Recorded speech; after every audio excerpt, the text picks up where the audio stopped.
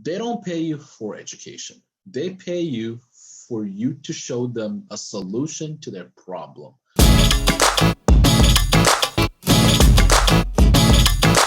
We are live.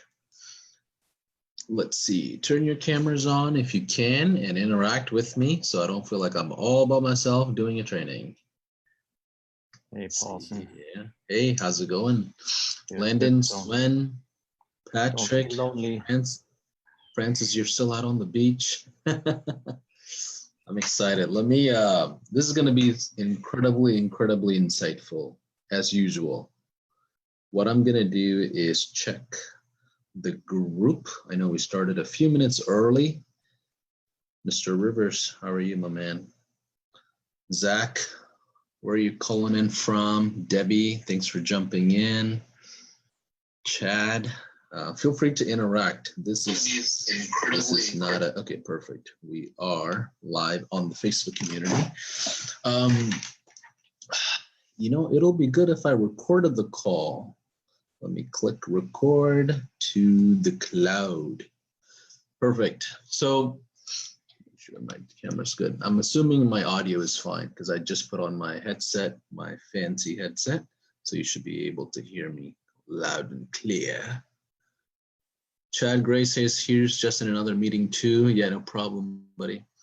So last time we did this, I did an open training on how to properly do intro calls. From that training, the first time we did it, we had a ton of feedback on additional trainings, really asking what else can you guys do for us. As many of you guys know, we actually have a real marketing agency behind High Level that we, just like everybody else, we do our prospecting, sales, and rest of the rah-rah like everybody else. We just happen to have a SaaS product that a lot of you like. So at the end of the day, we still have to run the agency normally like everybody else. And some of the things that we've learned over the years building up our agency to well over 200 plus clients, even before we launched the white label, allows us to give you some insights in the market while we're serving a ton of different industries, right? We're not really niched down. We're a bit more of a generalized agency. Some of you, you might be working out of your homes, your beautiful offices. Maybe you're a freelancer with 5 or 10 clients, or you have a small team of VAs running your operations and stuff like that. In whatever situation you're in, I think if you look at our sales process, it'll give you definitely a ton of value and insight to how to restructure your whole business, okay? With that being said, I'm going to share my screen with you guys. Let me turn my audio off on my cell phone. I am recording. Perfect. I'm going to go right. Let me open up my window. How's everyone doing? Interact with me here. What's going on? Where are you guys checking in from? I'm in Wisconsin.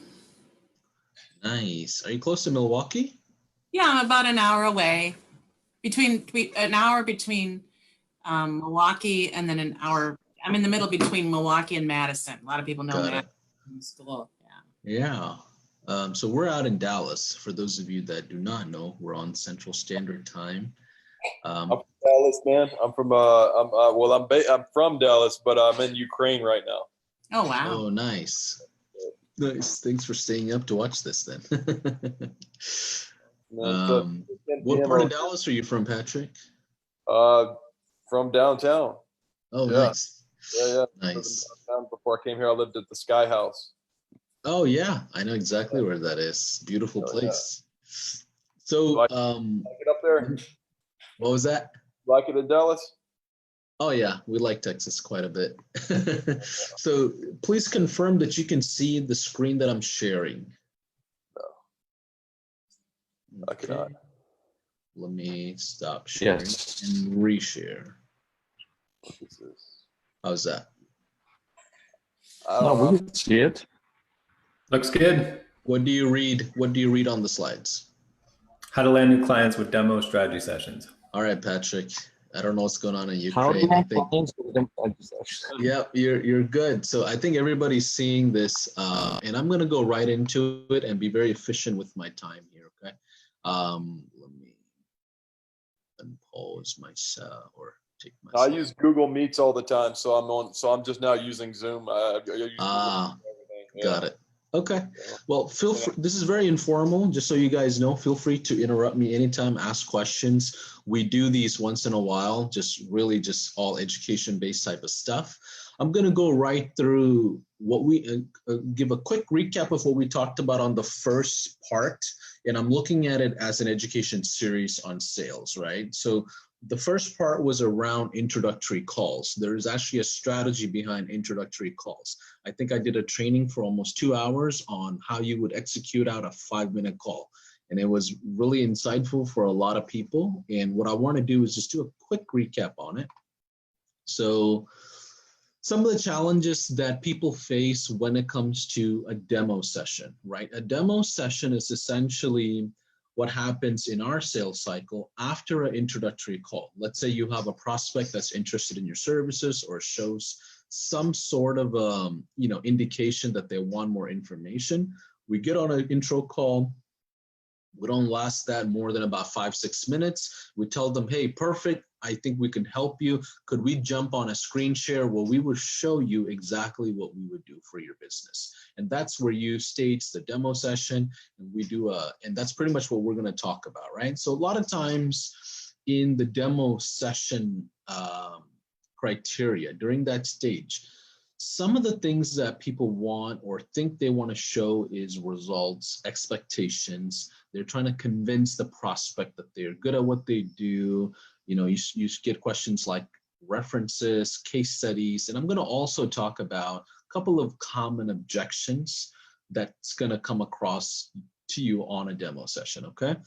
So these are the challenges that we normally come across. Now, just for context, for those of you that have never been in Marketplace within your Go High Level software, go to Marketplace and check out some of the marketing services our own agency provide for your agency as a white label service, right? Even if you are a business consultant or a business owner or an agency, regardless, you have those choices there. This particular demo training, the sales training that I'm doing today, is going to be around rush packs, right? Rush packs are pre-bundled lead generation programs, right? Where you can offer lead generation to your clients completely A to Z without you being involved in the fulfillment or delivery or ongoing management if you choose to. They're niche specific. Usually what we do is 3 primary campaigns. You can have multiple offers and things like that. Let me go ahead and mute everybody if that's okay with you. Hold on one second here. I'm getting audio from people that just jump in, and I'm going to unmute you guys in just a second, okay? If you have questions, just message me on the chat and I'll courteously stop and answer those questions. So going back to rush packs, their 3 campaign basis is what we normally start off, and that could be bundled up across Facebook, Google, Bing, or IG, however you want to do it. We're in the process of getting some YouTube ad buyers as well for our agency, so that's going to be another option pretty shortly. You also have basic and premium option. The only big difference is basic means you're client facing, you manage the relationship. Premium means we can manage that client for you, and it also comes with a software consultant as well as a marketing strategist. I don't want to dwell on what a rush pack is, but that's pretty much the context of what this particular sales training is about. Okay, now let me go to the next thing. Now, this is what we talked about in our sales cycle over the last several years, right? These are the 4 stages that we pretty much silo and pay attention to. You have the discovery phase, right? Or that stage. And that's what we talked about last time we did this training. If this is one of your first times going through one of my trainings, feel free to watch the first one I did around discovery stage. It'll make more sense once you watch that to watch this again, because this particular one that I'm doing today is going to cover the strategy session, right? The actual demo session. So you have the discovery stage, which is where we do the intro calls, whether it's through phone, email, text, however you set up your strategy session, right? You position it for the strategy session. Once that's done, we actually have something called the transactional stage. And that's something that I'll provide another training on, depending on demand and your requests. You just let us know. We'll do another training. And then afterwards, there's also a fourth phase in client management, which we call the consultative stage. Essentially, it goes into consulting, account management, really the extent of what happens after somebody onboards. Okay, so today's focus is going to be strategy, really understanding and confirming your market to service fit, meaning you, the service provider, matching the prospect's market and seeing if you can actually help them out. Okay, just wanted to layer this out so you understand which phase we're talking about today and the different phases and and why you should consider these silos, because each particular person on your sales team may have a different role in any one of these phases, right? So let's go through some of the considerations around strategy stage. For those of you that are watching this a second time, you'll see a familiarity in how I'm formatting this whole training so you get used to it. Let me know if there's any feedback on that. But let's go down the items that you want to consider when it comes to a strategy stage, right? You are not there to educate them on marketing, right? They don't pay you for education. They pay you for you to show them a solution to their problem. You guys understand the difference between that, and I'll embark on it just a little bit more. And the other thing is sales is about leadership, right? Leadership also means you disqualify yourself. It also means you're guiding them, right? It means you're guiding them and really, positioning the whole entire product or service, whatever you're offering, right? Making sure that you're qualifying yourself in the process. And also sales is about leadership, right? Leadership means I don't go head to head with somebody. I don't sit in front of them, metaphorically. I don't sit in front of them and tell them what they need to be doing. I sit beside them, shoulder to shoulder from a psychology perspective, and help them understand what their true issues are and what they need to do to fix those issues, right? Unbiased decision guidance with or without your service. One of the initial mistakes that most people make is they sell for their own need, right? Let's say you are an agency owner, you're a freelancer, whatever that you do, you come from a place that you need to sell the services versus the client receiving a service, whether it's from you or not. So understanding that you need to go into a mindset of an unbiased decision guidance, right? You need to guide them unbiased, meaning you should be the first one to tell them, hey, listen, Landon, I don't think this is a good fit for you. I don't think my services make sense for your business problem, okay? If you can operate from that frame, you can be way more successful in your business overall when it comes to sales, which also means you're going to be saying few no's, right? You got to get used to saying no to an unqualified situation, right? Now, the primary objective for a strategy session is to match an offer to their current pain point, right? Matching, right? And I'll talk about this in just a second. This is different than a business problem. Their current pain point is different than their business problem, right? Then the next thing I want to really help you understand is awareness of conflict, understanding offense versus defense. What in the world does that mean? So when I go into a sales strategy session of some kind, the first thing I'm going to figure out is whether there's conflict of interest, right? Meaning, did they just go through a painful experience in marketing? Did they just go through a business problem? What is their local climate like, right? Does it make sense for me to even entertain this process, right? I do this very, very early in the stage, and I'll help you kind of navigate through on how you can recognize these things. The other thing I want to talk to you guys about is understanding offense versus defense. For those of you that like sports, okay, A lot of you guys that are really good at sales, you naturally are competitors. Quite often you're sports driven of some kind, or you like a competitive landscape, and that's why you thrive in the sales environment, right? And when you look at it from an offense versus defense perspective, it'll help you dissect the psychology of the strategy session, whether it's from the prospect or you or any other third party, okay? I'm gonna go through and help you understand the framework. Similar to how we did the framework for the intro call framework, I wanna lay out a framework for the demos, right? What exactly is happening on a demo, okay?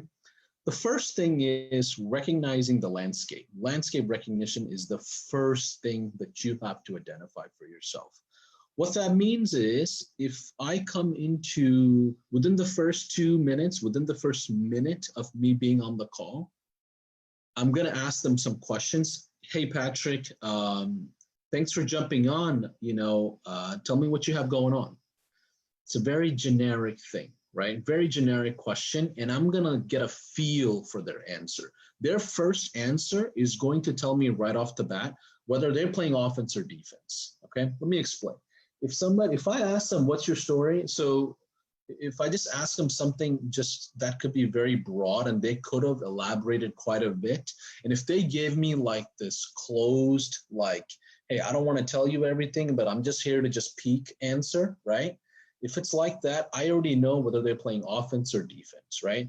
If they're playing offense, meaning they don't give me anything descriptive and they're just like very, very basic with their answers, it tells me two things. They don't trust me one bit.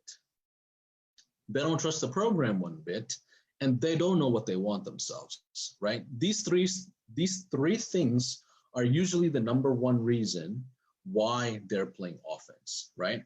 Let's say they're playing defense. Well, Paulson, I've got this problem, that problem. I've tried marketing. I don't want to waste my time.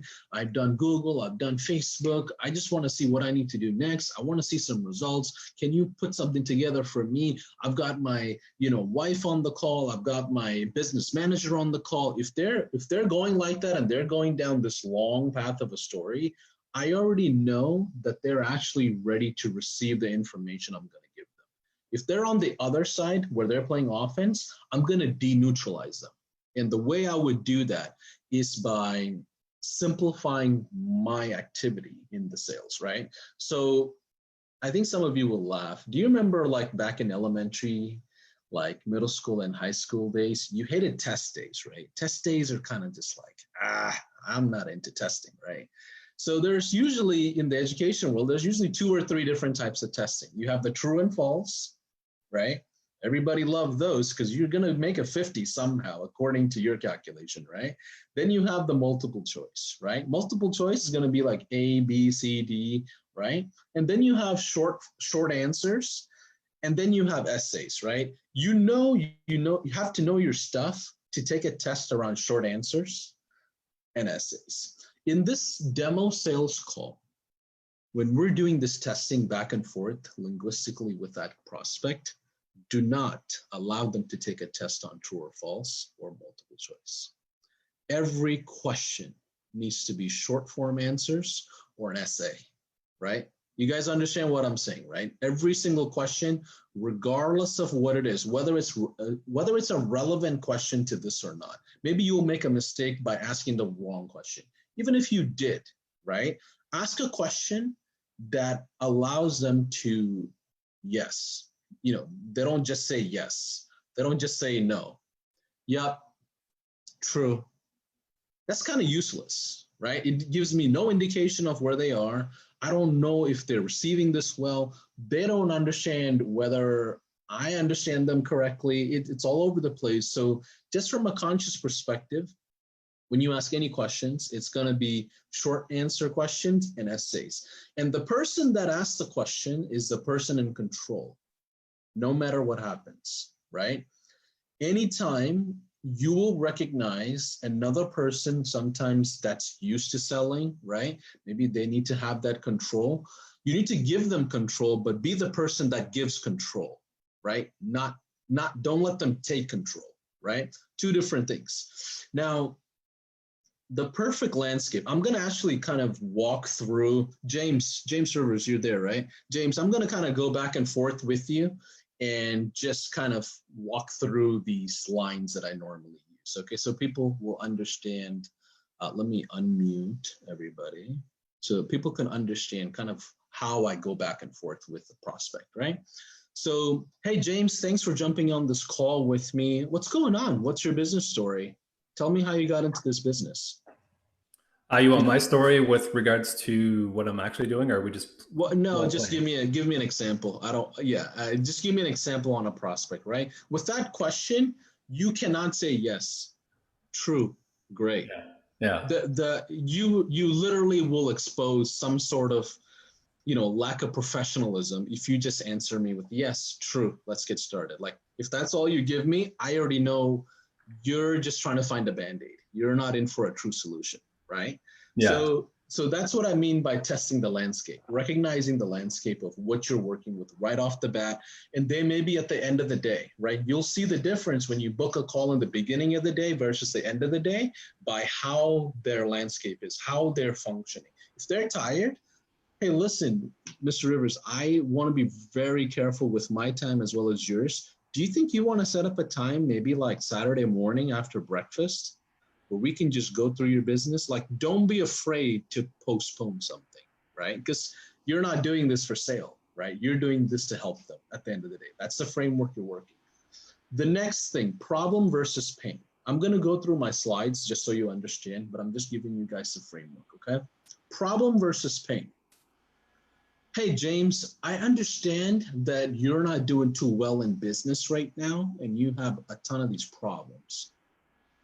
Yeah, let me tell you, I'm having a hard time keeping my employees. My wife is too involved in my business. She's, swaying me this way, that way. My accountant is doing this. My supplies didn't come in, blah, blah, blah, blah, blah. All the stuff that has nothing to do with marketing, right? Which is fine. You receive it, right? Once you receive it, then you hit them with, what is their current pain, right? There's a distinct difference on that, right? Your ability to sell is going to be based on your ability to understand their current pain point, not their business problem. Makes sense. Right? So the next thing, yeah, absolutely. So the next thing is matching. Matching means I'm going to take a look at what you're telling me as far as your current pain point is concerned, and I'm going to qualify myself and my program to see if it's actually a good fit. I don't know if Joyce is on the call. Joyce Kong, I believe. She talked to me yesterday, and she was in the process of putting together, she was on the marketplace and she was going through SEO services, right? And we were just chatting, and she's like, yeah, they're thinking about putting together a new website. But she's talking to me about SEO services, right? So I told Joyce, I was like, listen, it's not time to do SEO. Whether you got a good demo on that or not, whether your proposal is accepted or not, if they're going to do SEO and they're going to rebuild their website, your timeline of when you're offering and matching your services is not appropriate, right? You have to either build the website first and then do SEO. Don't go working on SEO on something that you're going to rebuild anyway, right? Same thing with us. In our entire business, line for any client, we always start with lead generation. Number one step, lead generation. Bring revenue in, then we move into website, then we move into SEO, then we move into production, and after production, we move into social media. If they already have content, great, we can skip production. If they don't, then we move into social media. This is the journey we take all the clients. We don't go away from that, right? It's because there's a chronological way of matching the market with your services, right? And I'll explain a little bit more on that. Now, exposing the system, right? You pretty much understanding their current system and seeing if there is some critical components to it that needs to be fixed. It could be something, something complex like, hey, I am the one answering the phone calls. I don't have another admin person helping me with sales. That's going to be a systematic problem at the end of the day, right? We all know that because we're all marketing experts, right? So you're really understanding their business and exposing the system. The next thing is an offer. most of us marketing people in general, whether you're freelancer, agency, consultant, whatever else you call yourself, you don't typically have an offer. Okay, if it hurts you to give that offer away, that's when you know it's a good offer, right? If you're giving like 1,000 off of your services or $500 off of your services, that's when you know it's a real offer. It's not like you're coming and saying, hey, I normally charge 5,000, but today I'm going to charge you 4,500. That's not really an offer. Okay, so you need to really be competitive in the offer space, and I'll help you understand how that is. The next thing is staging the close, right? We talked about discovery stage. We're talking about strategy stage now. And then there is something called the transactional stage, which is essentially the closing stage. There's actually a strategy behind it. And then after that is the consultative stage. So in this final portion of the strategy stage, what you need to do is stage the whole prospect to that transactional stage. You guys following me so far? Everybody with me on the framework? Cool? Okay. We'll do a Q&A just so you guys know.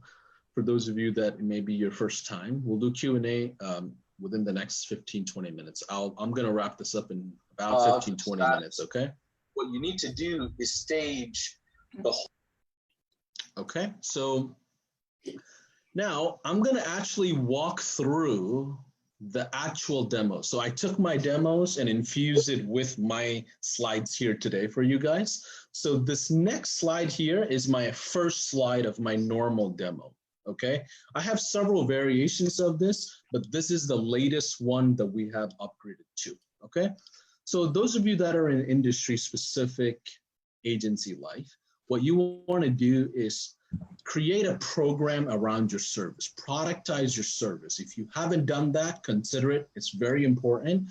Don't go in selling Facebook strategies. Don't go in selling Google AdWords or SEO. You want to sell a certain program, right? Productize your service.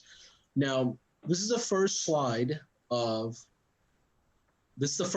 my normal demo. Okay, it's literally going to say patient rush program or solo rush program or real estate rush program or whatever it is, right? Only thing that really changed across my entire presentation for multiple niches is going to be probably this slide.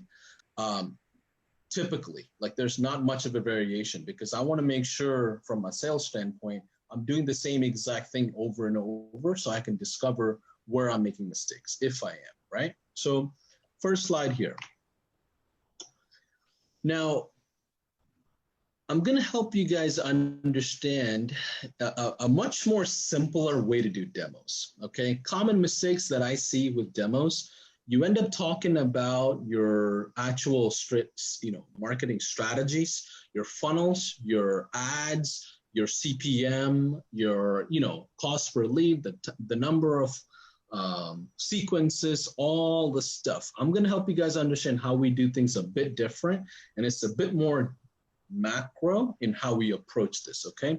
So James, you ready? I'm going to kind of walk through this whole thing with you and going back and forth. Let me make sure I unmuted you. Okay, perfect. So, hey, Mr. Rivers, my time is just as valuable as yours. I want to be very concise and straight to the point. Is that okay with you?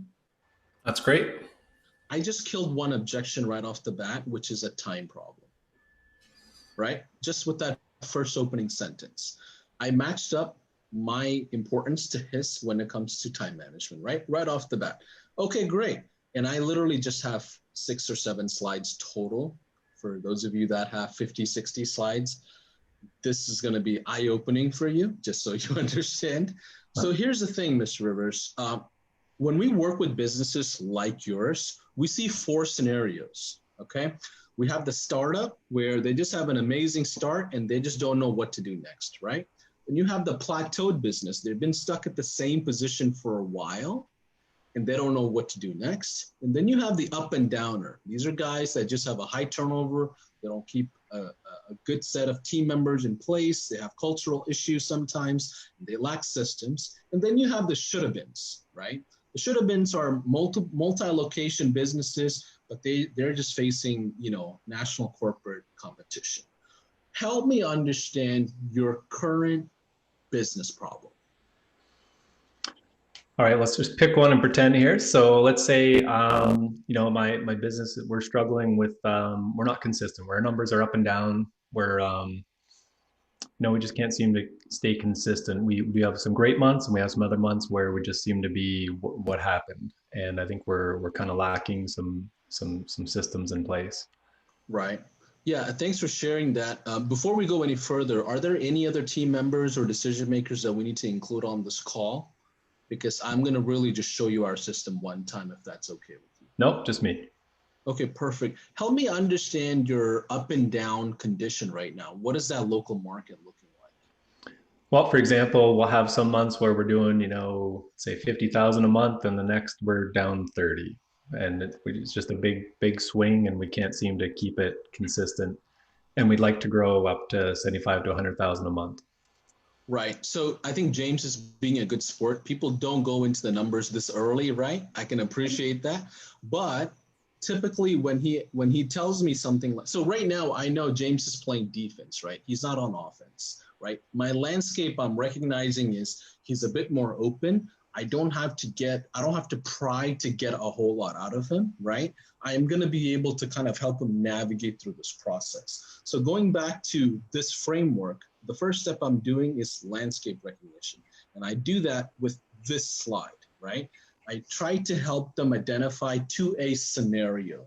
Now, I've seen a lot of people do case studies up front. They're talking about this situation. Hey, we were able to take this business from 100K to 200,000 or 10K to 20,000. They'll start talking about their own like previous experiences, what they've done in the marketing world, what they've done for these industries. You know, you're going to notice that in my slides, I am very prospect centric. I am not service centric, meaning I don't talk about me as much or my program or my business. I really focus and make sure the conversation is around them, because most people don't have enough people to listen that listen to them. So they have usually no problem explaining and talking about themselves from a psychology perspective if you give them the framework to do so, right? And they go through this whole entrepreneurship quite alone, quite often alone, right? So when they have an opportunity to help somebody else understand their business problems, it's a big thing for them, right? So right here, I'm gonna ask them about their current scenario. This helps me understand their business problem, right? Now, James, I appreciate you sharing that, right? Here's what I want to help identify. What is your current issue that you want to get fixed with marketing, right? Is it more volume? Do you want to work less hours for some reason?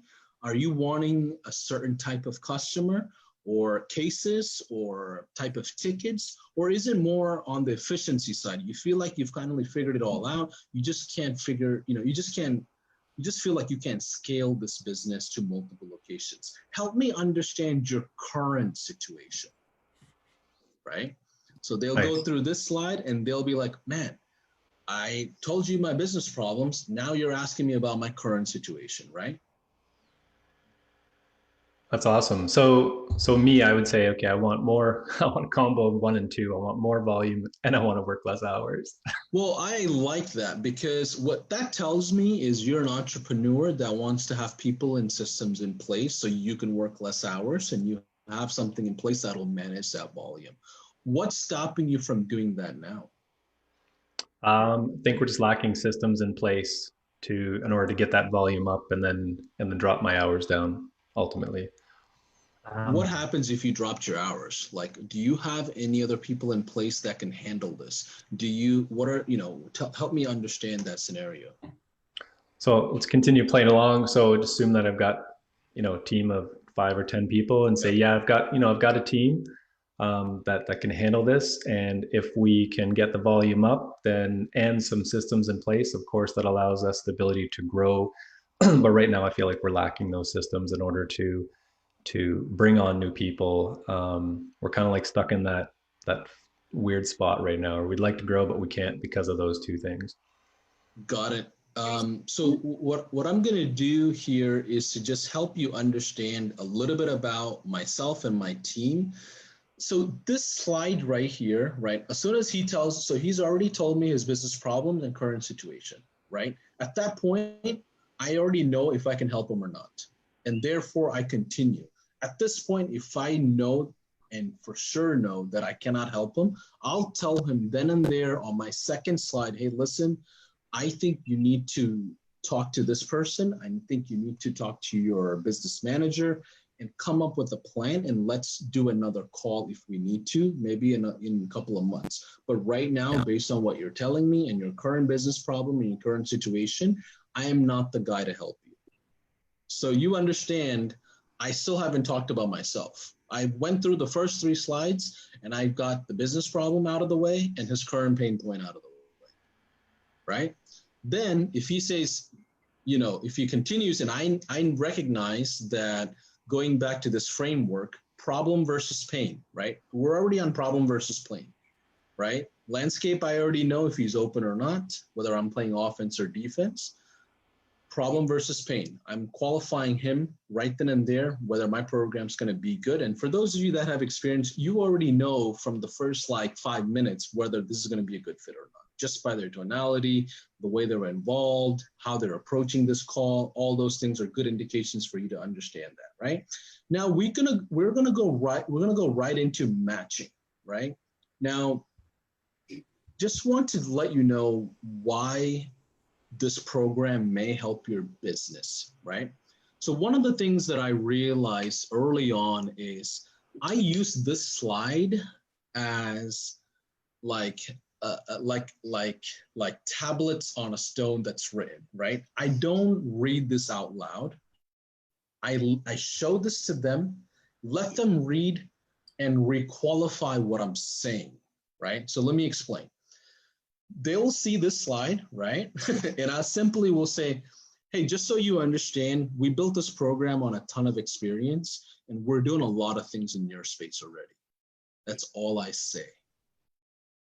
I don't sit there talking about headquarters in Dallas. We've got a team of 18. We're working with 200 plus clients. We've done close to $5 million on ad spend, blah, blah, blah. I don't talk about any of those things. What they're going to do is notice that I'm being modest. Notice that I don't need to sell, right? I don't talk about myself. I literally will show them facts about my business or my program, right? For those of you that may not have a lot of experience and you cannot put down a bunch of these stuff, right? What you want to do is at least mention, hey, I've been doing this and working with this industry for about 10 months or a year. That's all you have to say, right? And once you do that, you can move on to the next slide. That's all the credibility you need to build, believe it or not. If they've given you an intro call, they've said yes to jump on a demo call, trust me, they trust you enough to move forward. They trust you enough to at least listen to you as the SME, the subject matter expert, right? So you're following what I'm saying so far, right? The next thing, as soon as this slide is done, I'm going to go to my next slide, which is back to their problems.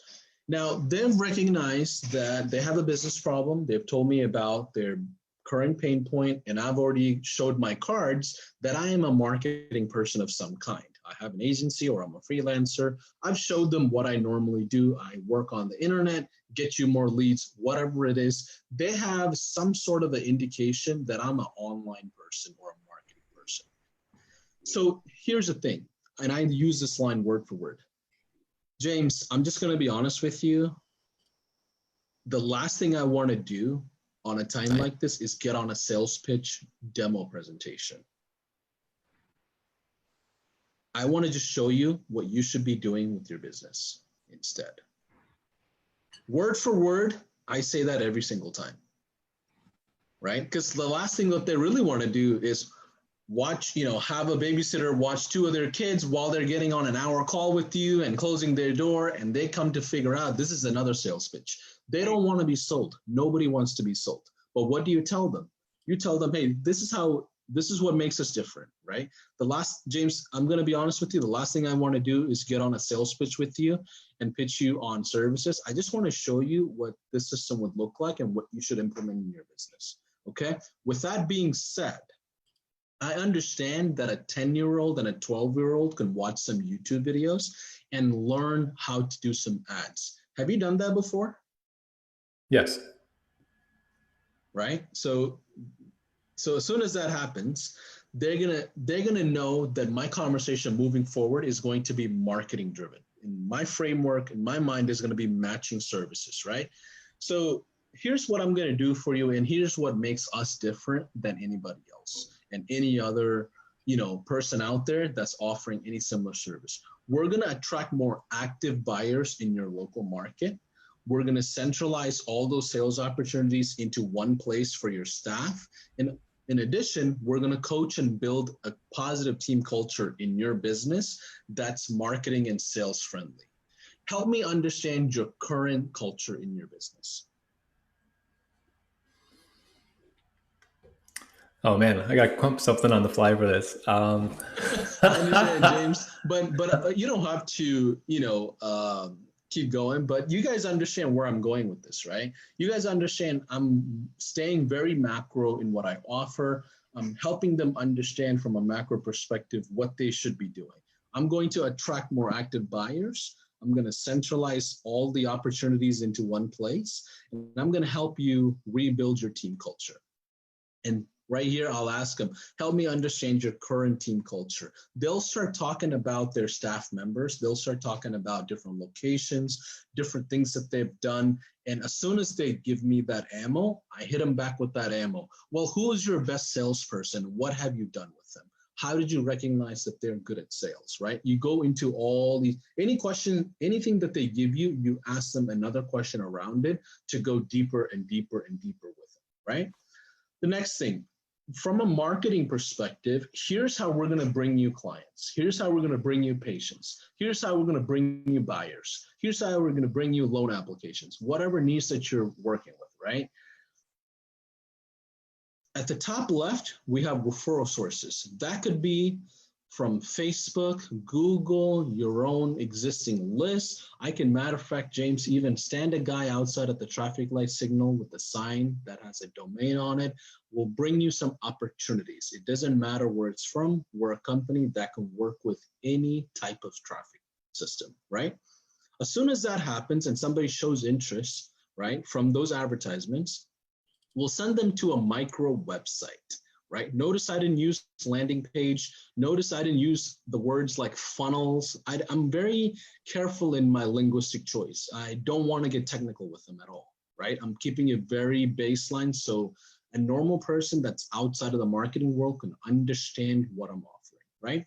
So as soon as that traffic comes in, we'll send them over to a micro website. So you see, let me explain to you, James, why a micro website is different than your regular website, right?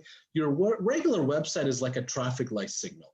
They can take a left to the About Us page. They can take a right to the gallery. They can go straight into the contact page. They can go to another page about the services.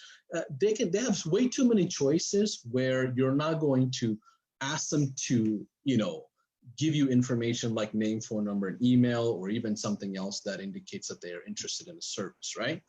What we do is build out custom microsites, particularly around the offers and campaigns that we run for you, and then take that information and put them into a centralized hub so we can help you manage your sales.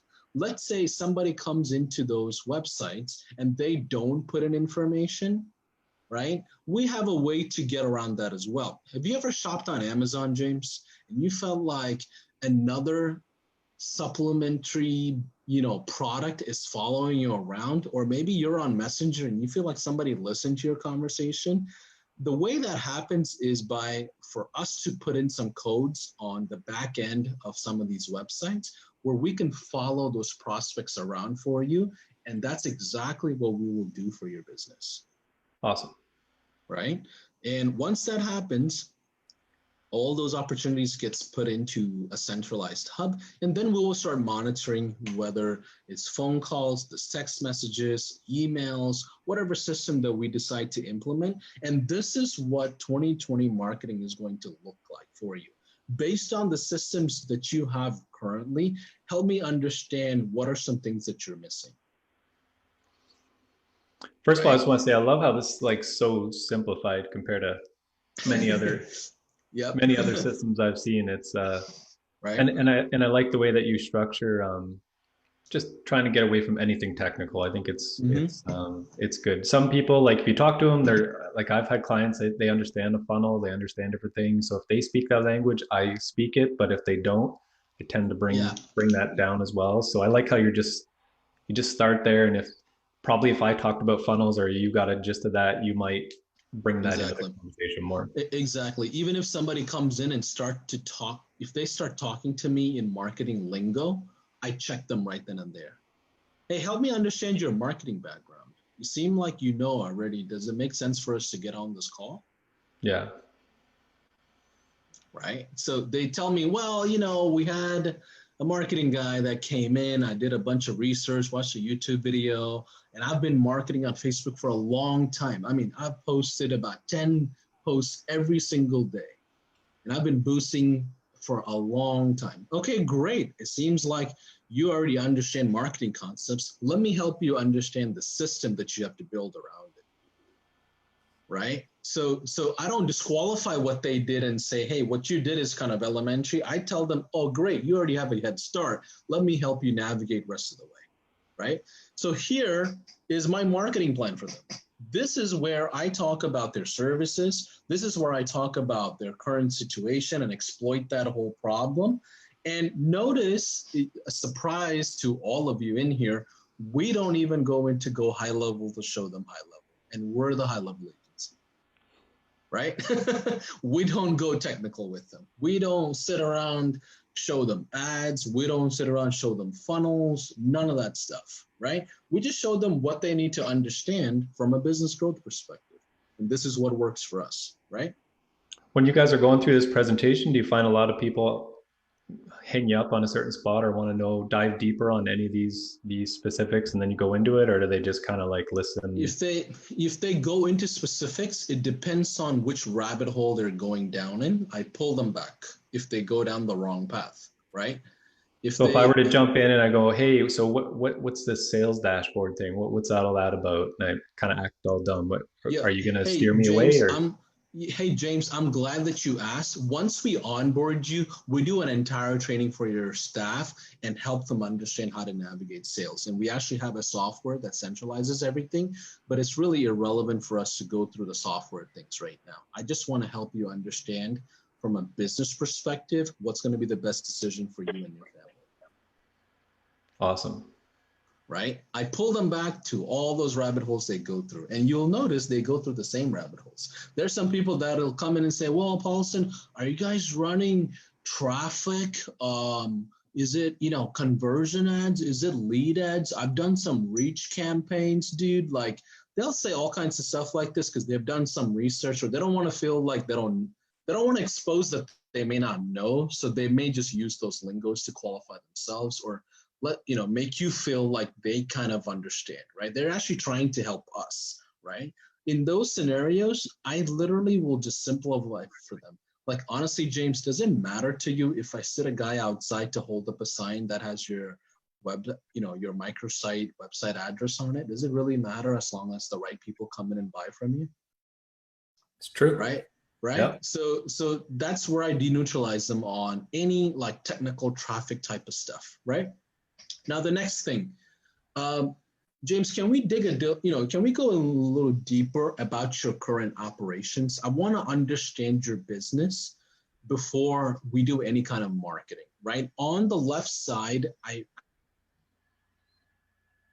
have layered how I normally do business and put together a marketing plan for somebody. So this you want to be cautious of depending on which niche you're serving, right? So for example, low ticket, mid ticket, high ticket works for certain industries. That approach does not work for certain industries. Medical patient rush pack is a perfect one where we could do low ticket, mid ticket, high ticket. If we go into real estate or solar, we will position it as, hey, we like to go with 3 markets because they just may have 1 mid ticket or 1 high ticket all the way through. They don't have a variety of tickets, right? So you want to be cautious of how this slide is, right? In how you're layering this. So typically, James, I like to start off with the low ticket and mid ticket, high ticket service lines and combine them together and figure out which specific service has the best demand in your local marketplace. But before I bring that volume and put together that marketing plan for you, I need to know a few things about your sales process. Tell me what's going on.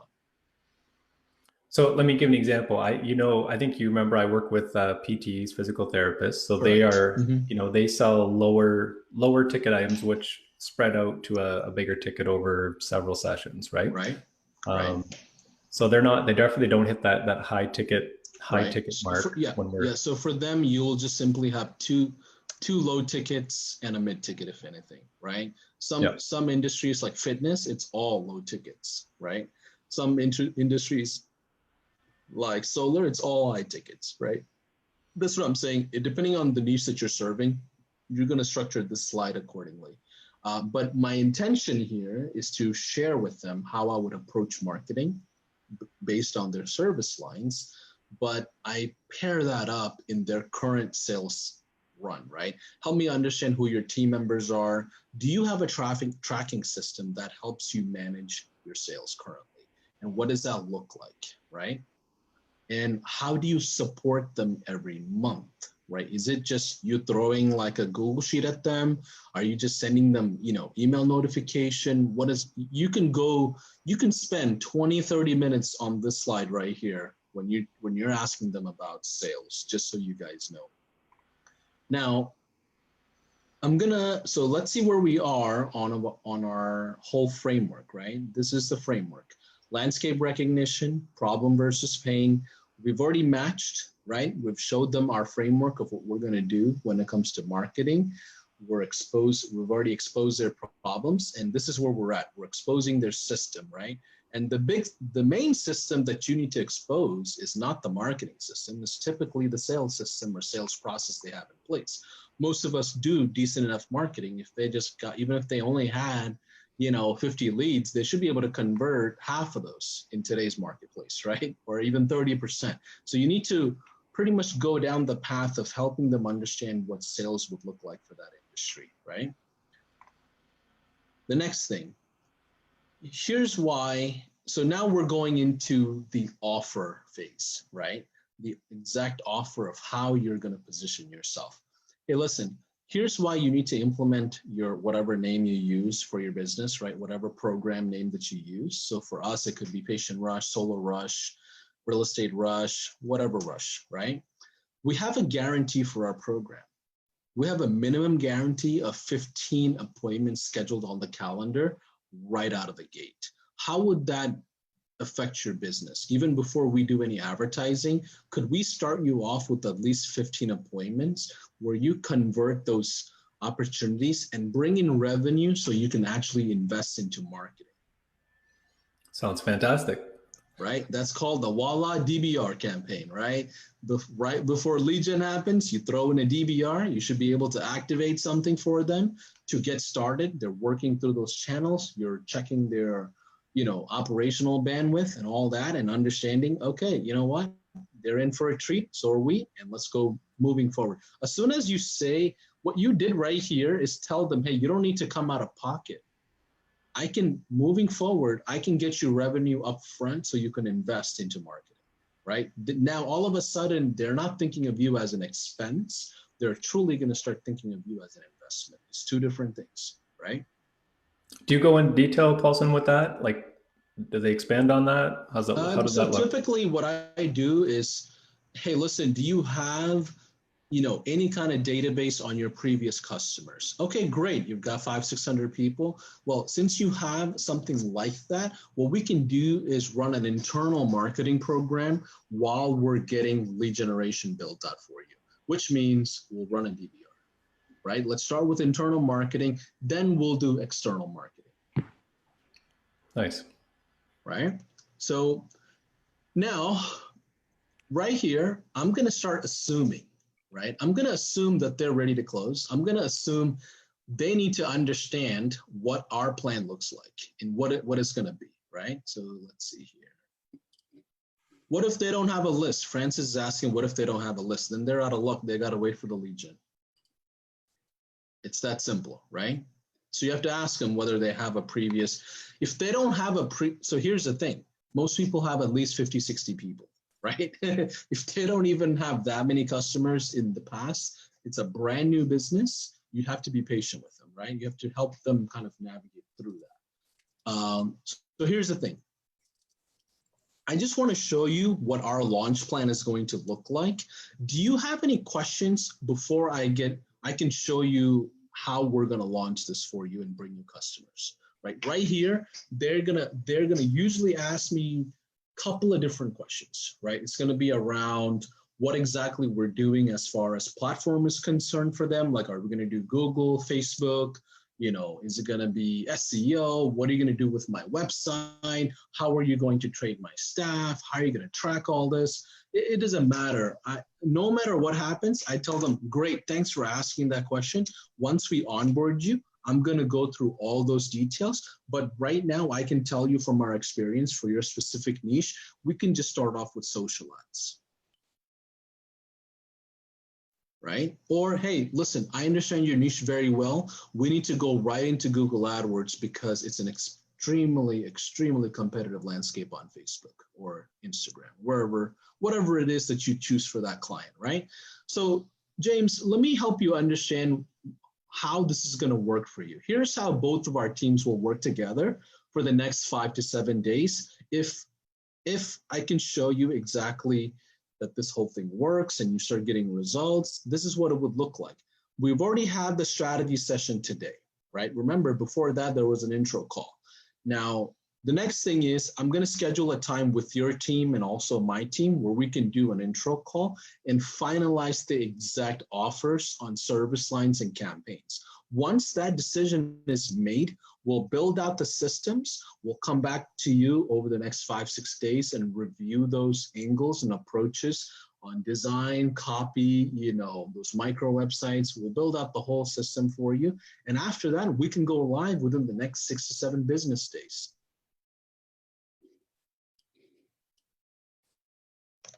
Okay, James, that'll be it. I appreciate your time. I know this was extremely insightful for you, and I'm glad you brought on your team. That's it for me. If there's anything else I can do, let me know. Have a nice day. I'm literally going to try to get off the call. Why do I do that?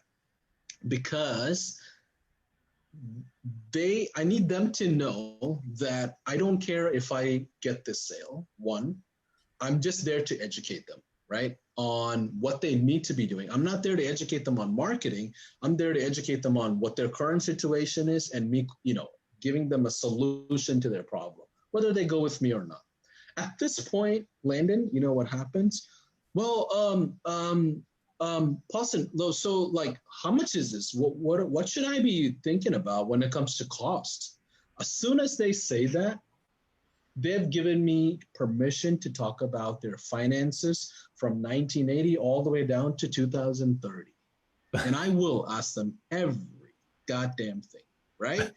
And I've had it where people send me P&R like reports and, P&L reports of what's going on, their services, their costs for acquisition on supplies. You'll be so surprised if you try to get off the call and you're like, oh, that's it.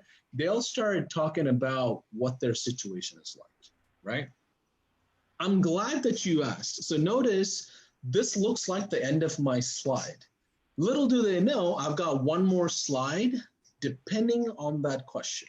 I've got one more slide here, right? This is my stack slide. In the grand scheme of, let me delete this little button. I don't know why that's there. It's from the theme that I chose today for y'all. So right here, it looks like it's the end of my slideshow and my whole demo. I'm trying to get off the call. And as soon as they ask me about the numbers, finances, oh, you know what? I'm glad that you asked. Let's talk numbers. help me understand your current situation on numbers, James. And I put this in front of them and I shut my mouth. They're going to read this as they're thinking while they're talking all at the same time, right? They're like, shoot, like this is going to be $13,000. I don't get it, right? So as soon as we're on the slide, they've given me the ultimate permission to talk about every financial issue, right? So I literally go down the path. Hey, listen, so here's what the program investment would look like on a normal basis. On the left side, it outlines item by item, every single thing that's included, right? Notice that this list is a technical list, and I've never talked to them in a technical fashion, right? This is not a generalized list. This is more of a detailed list, right? And they'll read through all these things like, oh man, that's a whole lot of stuff, right? You get videos, you get ROI-based campaigns, you know, let me mute somebody here. And let me go to James and unmute James. Okay, perfect. So right here, so in this, so remember, from a psychology perspective, you need to punch and stop, right? Punch means it's going to cost, it would have normally cost you about $13,000 to fix your current situation, but right now it's $2,500. Shut your mouth. Don't say anything. They're going to need about 30 to 40 seconds to grasp their mind around this. They're like, man, for me to fix my business, for me to fix my problems, for somebody to come in and fix my team, for somebody to figure out the marketing, for somebody to help me compete with my competitors, for me to get ROI, for me to not file bankruptcy, for my wife to be happy, my kids to be happy, it's going to cost me $2,500 a month. And you just let them, wait for them to give you a response. Well, Paulson, help me understand what all includes and how does this work, right? Is this a monthly thing or is it a one-time thing? They'll ask all kinds of like ludicrous questions, right? But you need to stay poised and help them understand what you're really giving them. So here's the thing, James, there are a couple of options. We have two options actually that we normally like to offer. In your current situation, what I would do is consider the flexible agreement plan. What that means is we don't tie anybody into a long-term contract. We work with them for the first 90 days. And then after that 90 days, let's come back together to the table and figure out if this is a great relationship that we can build your business on moving forward. Right? So all of our contractual structure is 3 months, then 12 months, 3 months, then 6 months, 3 months, then 18 months, 3 months, then 5 years, right? Whatever that looks like, right? Those of you are asking, 5-year contract. Yeah, when you get into the corporate side and do a lot of those things, you have to come in with like a punch that's that big. It's going to be a 5-year contract. But for a local business, you can literally say, hey, listen, it's going to be $2,500. 90-day plan is what I would like to start off with, right? So you've already killed. So remember, throughout this whole time, you've killed the first objection, which is I don't have enough time for a demo, right? I know I don't need to hire a company that's for Facebook ads, then SEO, then Google AdWords, then this and that. These guys are looking at the whole team. Then I don't need to hire a business consultant or a sales coach to help me manage my team, right? And now I'm getting all these things for one price. But here's the thing, James, I have two options for you. We have a referral program for those, businesses that are starting off. What that means is you can have option one, which means, let's say you bring in a fellow business just like yours that you think is a great fit for you. After the first 90 days, we don't want you to do this in the first 90 days, right? We want you to first experience this whole program. Afterwards, after the first 90 days, we want to pre-enroll you into our referral program, which means I'm going to give you a check, $500 a month per business that is accepted into our program. So James, do you have other chiropractors that you work with? Do you have other dentists that you work with? Do you have other fitness guys that you work with, right? And you give them a recurring option, now you've turned your clientele into a mini sales force, all referral based, right? Over the next 90 days or so. But guess what? They get a $500 check, which is different than a $2,000 plan, right? You still charge them $2,500 and then separately you give them a $500 check. So they feel like a check is coming into my house, right? You don't take it off of your normal plan, because let's say they don't refer anybody and they're just chilling, you still have to charge your normal fees, but this is how they can offset some of those fees on their own activities, right? The second option is, let's say you like the program, you understand what we're doing for you, and you like to get started. We have a 72-hour grace period where if you make a decision, let's say it's Thursday today, James, by Monday, end of day, if you give me a decision, we'll do this program at $2,000 at no additional cost outside of ad spend, whatever you spend for those platforms. And if you do make that decision, we'll go ahead and throw in an immediate internal marketing campaign. So do most people take you up on option 2 then? I take it that's the way you position this? Awesome. About 95% of the time. Awesome. Right? The other 5% turns into a sales force. Right? Love it. So let me unmute everybody. So before I forget, a couple of things to consider, common mistakes that I see from a lot of you that I've watched your demos and I've given you some feedback. Common mistakes I see. A lot of people focus on the transportation instead of destination. They go down the route of showing them ads and funnels and CPMs and leads and blah, blah, blah, right? That stuff doesn't matter to a business owner. What matters is ROI. Here's how you're going to get them ROI, and that's where you need to focus on. And the other thing is over-focusing on your services, right? Meaning if I'm a Facebook ad buyer and that's all I do, sometimes you'll create some tension towards that. Like, hey, you know what? I can do this on Facebook no matter what happens, right? And sometimes that's not the truth, right? They need to be with the Google AdWords guy. So you need to really not focus on your own biased services. And the other common mistake people make is they don't ask for the sale. James, I would love to do business with you. Do you think we can make a decision together and invest into marketing? I want to work with you, James. And most of us don't most of us don't say that, right? So they would look at it as, oh, the guy just educated me. He's shown me what I need to do, but I don't know what he feels about my business. He knows everything about all my mistakes. I don't know. Like, does he want to work with me? Maybe he has other business owners that are probably doing better than me. I don't think I'm good enough for him. That's normally what somebody would think if you don't ask for a sale, right? And it sounds crazy, but that's usually what happens. Then let's say they're just like super what's the word? They're just like super introverted, not even giving you any kind of feedback, no nothing. You need to simply ask them for a feedback on the presentation and everything you did. Hey, James, I'm just going to be honest with you. I don't understand where you're sitting at when it comes to what we showed you. Does this even make sense? Right? I'll ask them for a very straightforward feedback, right? Then lacking leadership in sales. Sales is about leadership. You have to go through the path of helping them guide through those decisions. It's not about you, right? It's going through those decisions. Making sure you're unbiased and selling based on the matching, not your need or their need, actually matching the services to what they really need to get done, right? A couple of things to consider. We talk about the VAK terminology, right? Visual, feel, auditory, the linguistic choices, niche words. Don't oversell. Don't say my program, I. We always do we, us, right? On the third party, hey, this is what top businesses are doing right now, right?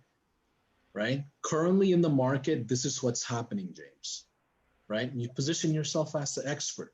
The other transitional words that I like to use, hey, okay, great. So with that being said,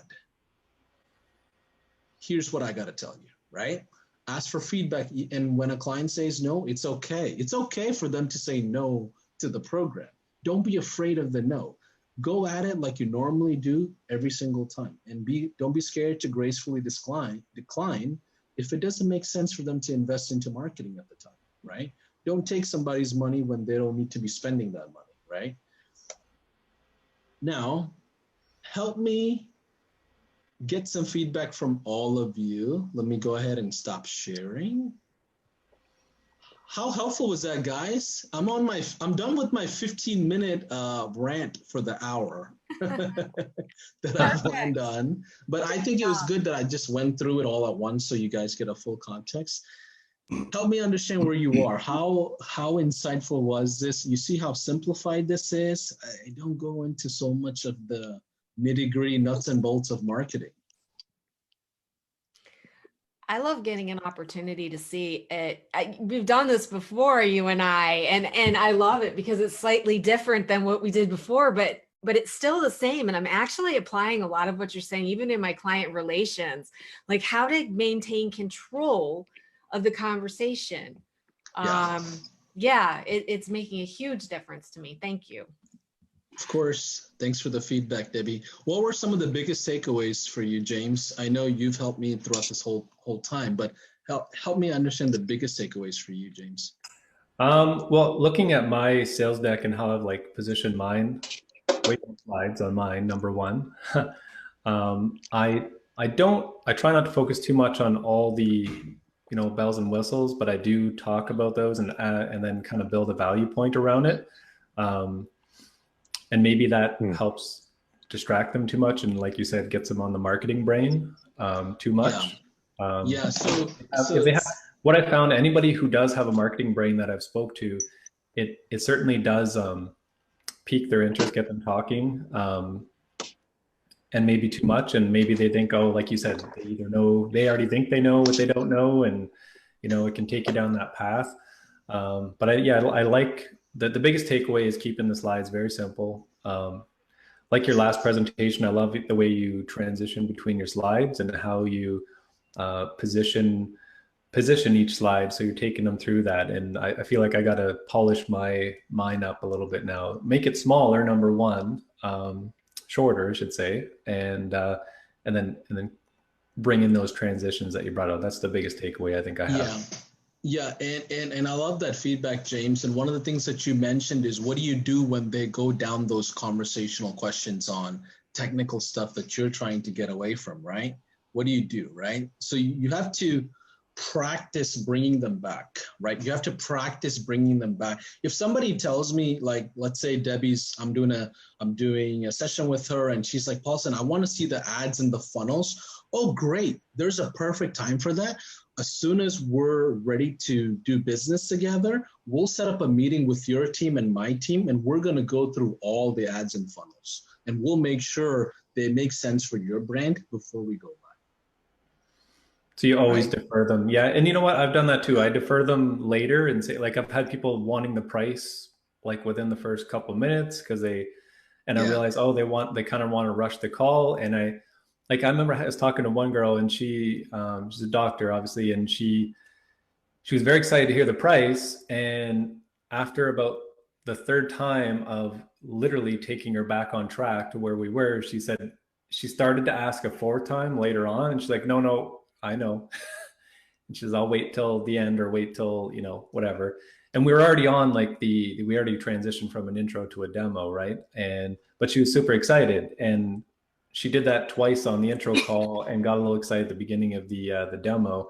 So it was the same thing, but I was able to, she just waited and then it worked out. But you gotta always do that. I find you can't let them dominate the call. Yeah. Hey, Doc, the last thing I want to do is get on a sales pitch with you. I'm just going to go right to the point. Is that okay with you? If you had that line, they wouldn't have asked that, right? Yeah. Because they feel like it's a pitch. They want to get to the end of the pitch. That's where she's coming from, right? And the end of the pitch is that price. Like, okay, I just need to know what I need to do, right? So that's great observation, James. To Francis, I'll come right to you. I just want to share something before I forget it. One of the things that I get is like, hey, Paulson, great. Can you just send me something? What do you want me to send you? Like a proposal or something or agreement? Oh, I can do this over the phone. What do you need? Right? I don't do proposals. Do you propose? Do you send proposals to your patients, your customers, your realtors, whoever you work with? Do you send proposals every time? We don't operate like that, right? Now, let's say it's a corporate client, maybe a Fortune 500 or something that needs something. You present a proposal. You don't ever send them a proposal. You schedule another meeting and powwow it out, right? You don't just send them an email anyway, right? And sometimes you do that in person. The other thing is references. Swen, thanks for working with me here. Thanks for showing this presentation. Could you send me some references? Oh, great, Doc, that brings up a great point. I'm happy to exchange references with you.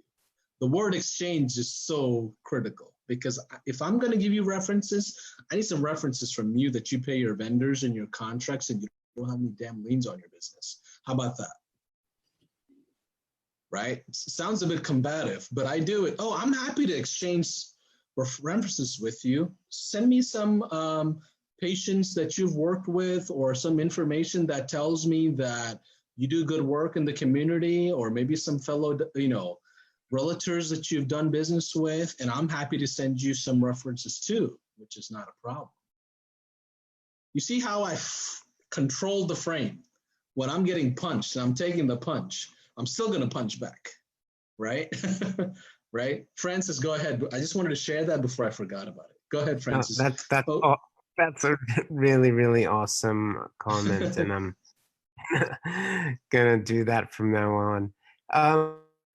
What can we say? I get this quite often. If the prospect is asking for, like, he wants to see some of the quality or is apprehensive of their brand in terms of, look, I'm trusting you to work with my brand. I want to see what you do before we actually pay the bill, pay you up front. I mean, help me understand. Are you talking about the quality of work? Well, I mean, maybe they want to see some of the creative. Maybe they want to see how it all works because they want to know that actually we do an output of a certain standard that represents their business. And so they're not necessarily just going to go pay a stranger when they haven't seen any examples of work. Yeah, this brings up a good point. Let me help you guys understand the framework here real quick. Let me go back to my slides. So right here, let's see.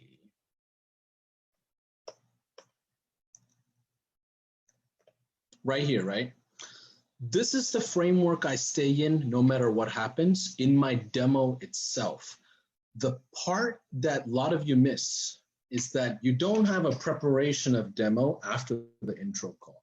What is happening in the business, your agency business, after somebody gets on an intro call and then a demo happens? In between that transition time, you need to send them representation of work, right? So when they get on the call, they've already seen some testimonials. They've already seen some sort of a funnel or something that shares case studies or whatever it is. So none of that is to be talked about or shared on the demo itself, right? It's before or after the demo where that is a good fit, right? Because if you sit around and show that, guess what happens? You go down the rabbit hole of them getting comparative analysis and all the stuff about what you showed them to another brand. Well, I don't, like we were talking about, we had a weight loss practice owner the other day. It's like, well, I'm not really weight loss, Paulson, I'm nutrition. Okay, cool. Doesn't matter to me. If that's what you want, great.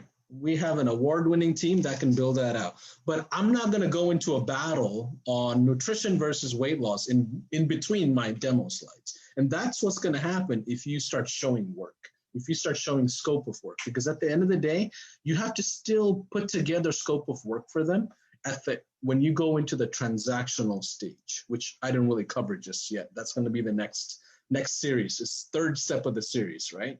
So at that point, you want to help them. But before the demo, either you can send them some sort of scope of work or something that you've done in the past, or after, but not during in the middle of it, because you want them to understand the systematic solution, not the band-aid of what it is, right? Not because that funnel may change. I mean, I can sit here and tell you, hey, I've got 200 leads, but next month I'm not going to be running the same campaign. So I'm not even doing justice sharing the right thing with you, right? So all these things are so dynamic that I don't dwell on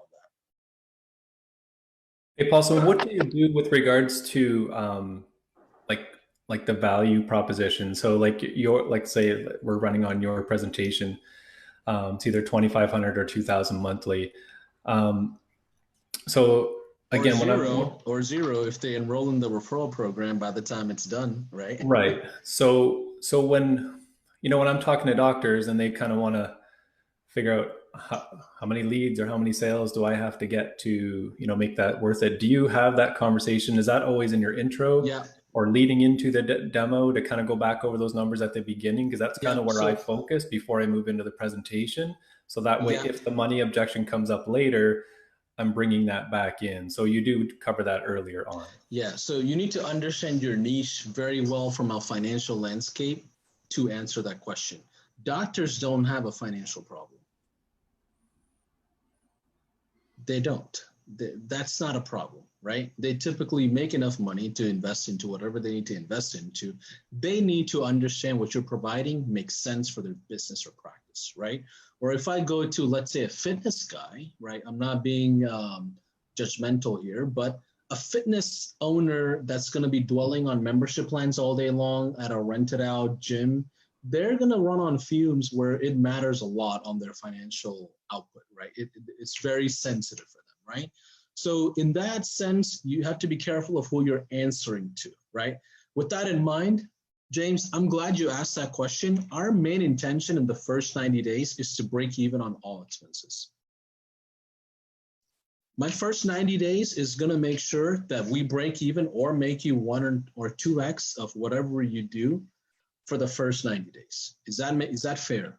That gives me enough time to not have to give them a ROI within the first 10 days. I have enough breathing room with my team to go agile with my approaches, right? And it gives me enough time frame to make decisions. They are not going to make decisions sometimes after you've onboarded them. Well, Paulson, I don't know whether we should do this service or that service. Hey, listen, I need you to hold off on launching so I can hire a new salesperson based on your recommendation. Oh, great. Can you schedule me into that interview? I want to be there when you interview this person.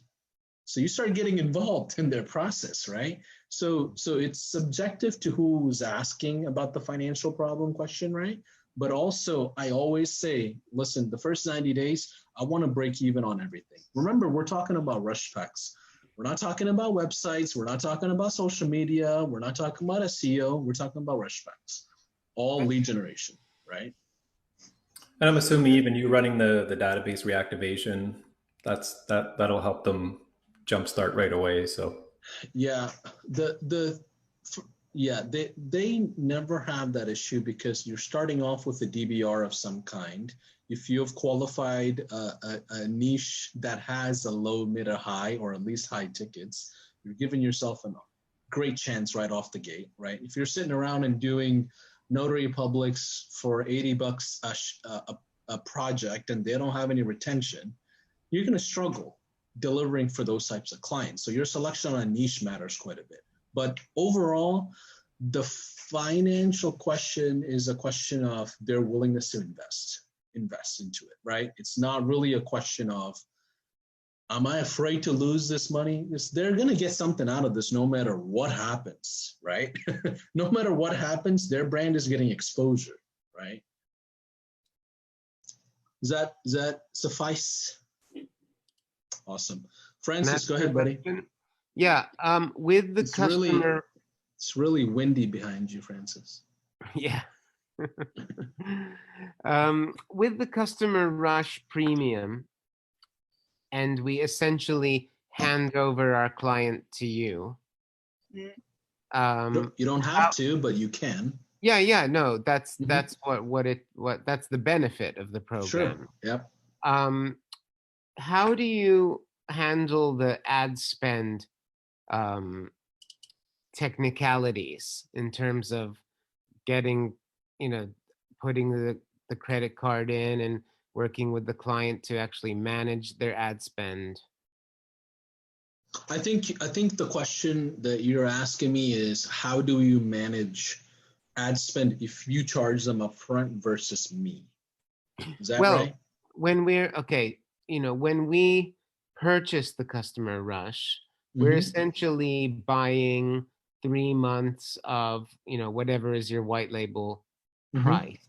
But on top of that, there's ad spend that has a range to it, right? So we don't know exactly, it could fluctuate. Mm-hmm. So how do you then bill for that ad spend? Do you bill my client or you do bill me? And how is Neither. that charged? Neither. So the way we position it from a sales perspective is if we did so no matter what client we take on in lead generation, we do at least two types of campaigns. I don't care if it's a tutor that's trying to do lead gen at a school. I don't care if it's an auto dealership. We always try to do at least two campaigns simultaneously. A low ticket with a mid ticket or a high ticket, or a mid ticket and a high ticket, or a mid, whatever it is, we need two types of offers, right? That's one thing. With that being said, social ads are going to be around $500 a month. Google ads are going to be around $1,000 a month. That's the expectation we've set in place. Now, the cool thing, James, you don't have to pay any of this all up front. The platforms actually just do daily billing to your card where it's $50 to $60 a day. Right? You notice I didn't say it's going to be additional $1,000, additional $2,000. I always present it as a daily subscription model because for them, they're like, okay, I'll make it work for this next 2 weeks. By the next paycheck, okay, I'll do the next two. This is how they're thinking, right? They're not sitting around and thinking, oh, I have all this cash that I can just throw at marketing. They're not thinking like that. So you want to go with the daily angle. Debbie, it's going to be $100 a day just because how aggressive you want to be in your local market. Okay. If you want to be that aggressive, that's what you have to do. And all the billing is done to the platform. So we don't do ad spend billing in general. We've seen some ugly things around it. So we avoid that. We just go management fee. We let the client see what their billing is to the platforms. Right. So at some point, we need to get the client's credit card details onto the Google ad account that you're using or the Facebook ad account that you're using. Yeah, that's all done on onboarding. During the onboarding cycle, they go through a form where they put down their card information for ad spend. Right, I see. Okay, got it. Yeah, which is different than possibly their card for management fees, right? Sometimes they want to use a separate card so they can run it as expenses and taxes and all that stuff. But the management fee would be our business card because we're the one purchasing from the marketplace. Yeah, whatever card you have attached to your high-level software. Yeah, exactly. Yeah, okay. Yep. Thank you. Yep. Awesome. Great questions, guys. What were some of the biggest takeaway for you, Swen? Swen, are you there? I'm here. I was suffering a little bit from a low bandwidth situation here. That's why I turned my camera off, so I can at least understand what's going on. Yeah. As always, great presentation, and I love the consistent theme about how you always sell the destination and not the transportation. I think so many people always get caught up in the transportation aspect. High level is better than this. Let me show you, let me log you in. And I think to your point, all you will do is confuse a prospect. If you show them how high level works with all these different options and this, and here's how a funnel works, and it's just overwhelming. Focusing on the results that you can get for them, making them also qualify whether they're the right fit to work with you. So this is not just a one-way sales avenue the way you have that structured. You know what? Oh, you want to have references from me? Yes, we can exchange references, right? That type of stuff, right? They need to qualify to work with you. Right. And it's because of what's coming next. It's not just because of the strategy session. For me to still maintain control in the transactional stage as well as the consultative stage, I need to maintain my frame, because if I don't, they get either buyer's remorse, or even if they don't have buyer's remorse, when they go into the account management, they're dealing with my account managers, project managers, or project coordinators, or consultants. They are going to now have to swim upstream. Oh, you know what? Paulson told us this is the offer we're going to run, but the business owners say something else. This is not what I was shown, blah, blah, blah, blah, blah. It just goes sideways on the onboarding side. So the reason of this maintenance of frame throughout the process is because we want to get them all the way through that comfort level into the 90-day renewal position of, hey, listen, we've done great work, or we didn't do great work, but here's what we achieved throughout this learning experience, right? Whatever it is, right? And that maintenance needs to be maintained all the way through. Otherwise, clients will run over you. I mean, not just any one of you specifically, but any one of us, right?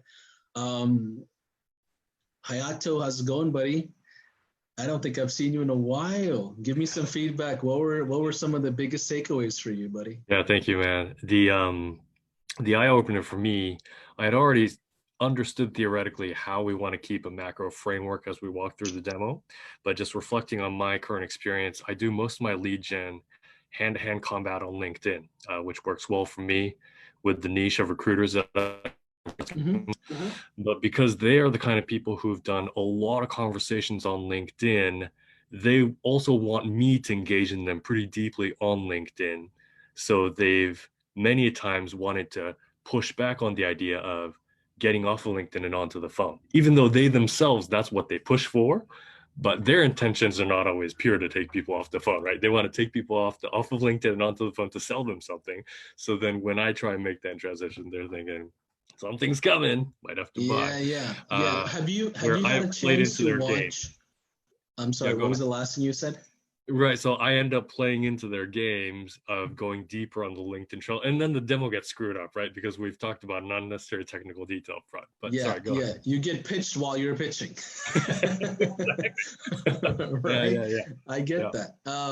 Have you got a chance to watch the training I did about 10 days ago on the intro calls? I just did. Yeah, thank you for that. Okay, awesome. So from that as well as today, I think one of the things that you have to guard is your time, right? Your time is so valuable that a lot of people on prospecting don't guard it properly, right? You need to have a system in place that goes 2-3 step process and nothing beyond that, right? Because now you'll go down the path of educating marketing to somebody on an intro run, and you're like, shoot, like, am I trying to qualify myself? Am I trying to showcase my credibility, or did they just try to get something out of me? Like, you're trying to battle between, dang, I already over delivered. What am I going to talk about on the demo, right? So those are the things that you want to avoid when it comes to prospecting properly. Mario, how's it going, buddy? I think you've got 1,000 steps in on your Fitbit while we're on the call. You were just walking around when I saw you.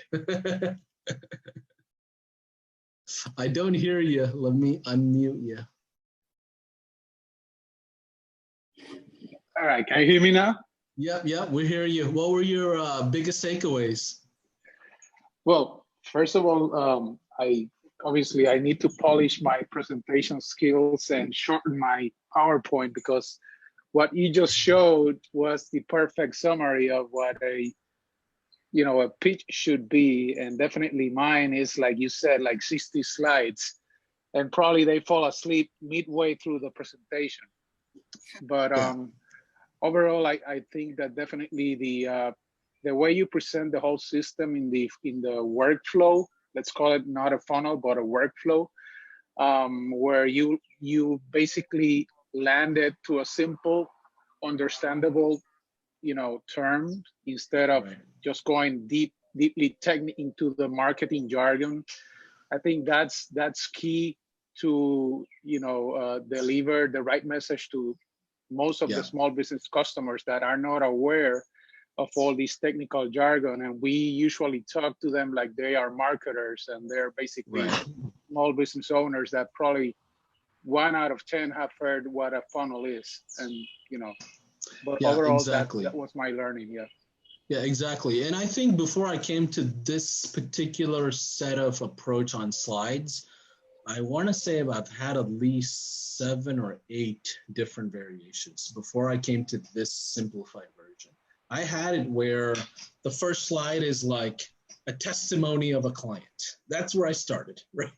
Then the next one is like my pricing. So I don't want to waste time pitching somebody that can't afford it, right? These are all little things that I thought would work, right?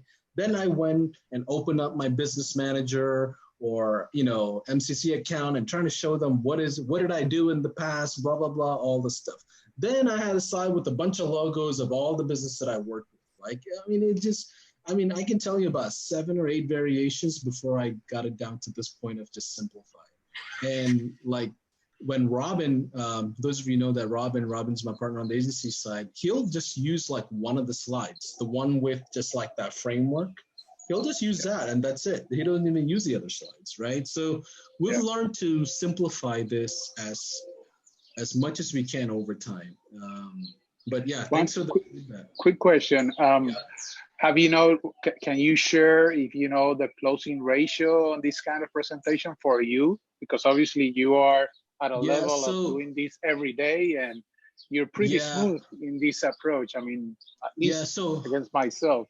Yeah, so here's the thing, because our agency have marketplace, we're not as repetitive with these demos anymore like we used to about 2-3 months ago, right? Just to be frank with you, you guys are all buying from marketplace every single day, right? So our need to go direct is not there as much, but when we do go, I usually close about 60% on a good month, right? But I have a qualification process before somebody gets on a demo. So I don't deal with unqualified demos as much. Even then, my percentage is only like 60%. On somebody who's like a sales junkie, Red Bull drinking closer, they need to be closing 80%, right?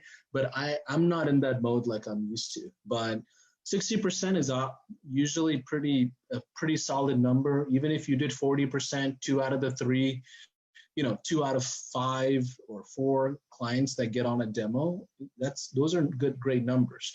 But who gets on a demo is usually the filtering that you got to be careful with. It's the intro call, it's the discovery stage to strategy stage qualification. That is where people make mistakes because they let a non-buyer or a non-decision maker jump into a demo and you're wondering why you didn't close. And your numbers are all over the place because you don't have a filtration in that beginning stage. But if you have a closing team, sales team, they should be doing like, 65, 70, 75%, especially if there's a lot of proof in the pudding, right? If there's a lot of proof in the pudding on your work, previous stuff, you build confidence, right? When you have good work, when you've done good projects, you naturally have confidence, and that's all you need to move forward. Gerardo, how's it going, buddy? Yes, how are you, man? Good to, good. This is my first time in the group. Oh, I'm brand new to Go High Level. I'm on the trial period. Nice. I've been in corporate for a while, but now I'm all in on this. And wanted to share a little bit about my niche to see if you see any potential. Sure. I'm on the running industry. And when I say running industry, I have the event or race directors that put together marathons, triathlons, and all of that. So I don't know if Go High Level is suited for this type of live events. And the second vertical, I'm also supporting run specialty channels. Running stores that sell only running gear, shoes, electronics, apparel, and all of that, right? Their average ticket for transaction is between 100 and 150. They might have 15 to 20 transactions a day, but they're struggling really hard to get customers into the door because they're competing with all of these online masters. So that's basically where I am. And second of all, I wanted to thank you so much of how much value you're providing. And I wanted to understand what are the opportunities to work with you going forward as an agency. I'm switching gears here because this is moving out of battery. Yeah, you're good. So help me understand what you told me better, right? Are you in the events business, or are you in retail, or are you in sporting? I think you need to change your microphone setting on the bottom left corner where it says mute. There's a little toggle right. I'm here. I'm back. I didn't hear what you said. So sorry. No, you're good. So help me understand your situation a little bit better, right? Is it a retail business? Is it an events business, or is it sporting? No. Well, obviously, I'm a digital marketing agency trying to provide lead generation, and I have two big verticals, right? The first one is retail. It's brick and mortar, which is specialties. Imagine a bike shop, but running, right? Got it. Okay. And the second one is I work with events directors that they have interest in selling out their triathlons, marathons. Of course, that business is fully stopped right now because the situation right now, and they're going to virtual races. But once it comes back, there's going to be a huge running boom because people right now are just getting out there and walking and running right now. Right. So what problem do you solve in the market? Are you doing lead generation? Yes, you doing? Originally, it was only Facebook advertising, right? Just to get people, drive traffic. But when I get exposed to Go High Level, I said, I need to offer this because it's not only the lead generation, but it's only the capturing and nurturing and converting those. So now I offer the full package to those specialty stores. And I literally launched a few months back. I'm trying to bring my first or second client on board. Got it. Yeah. So have you already had your onboarding call with the software team? It was actually an hour ago. Yes. Okay. With Chase. Got it. So what you want to do is honestly interact with a lot of people in the Facebook community and also the Slack channels to really understand how people are customizing the software. Because I don't think I'll do justice by giving you an answer of like, hey, I can have your niche take all their leads and convert them into prospects, right? Like that's not a fair answer. There's so much more beyond that. And you can customize the platform to a business's operation very easily. I mean, we've got sales teams that are using Go High Level with 200 agents round robbing in 4 or 5 different nations, right? Like there's that type of complexity. And then there is like mom and dad shop in one little location that just manages on the phone calls, right? So it just depends on your niche's exact need. But yeah. Okay, so do you think Go High Level is suited for events as well? Do you guys have experience with events? It's not about whether Go High Level is suited for anything, because you can customize High Level to suit anything, right? You can build it it's a software, so you can build it according to however your marketing services are, and you can complement your marketing services. But ultimately, in the landscape of software and marketing software, we're able to confine a ton of different softwares into one place built by our own agency for agencies, right? So you can get away from a ton of tools that you probably can save. I think somebody put up a list the other day, almost $1,500 a month worth of services into one platform. Got it. But that's not as easy as we talk about it versus doing it. When you migrate this over, it's not easy. It's hard. There's a lot of technical stuff behind it. You got to go through the software team and figure out what customization makes sense for you. Right. And at which point can I learn a little bit about your services in a specific to get a little bit of, are you a white label? Are you white label or your coach, or how do I? So Go High Level as an organization has 2 divisions, right? Okay. There's the software side. There's about 50 something people there, developers, Robin Alex, Sean Clark, Varun, all those guys are on the software side. I run the agency.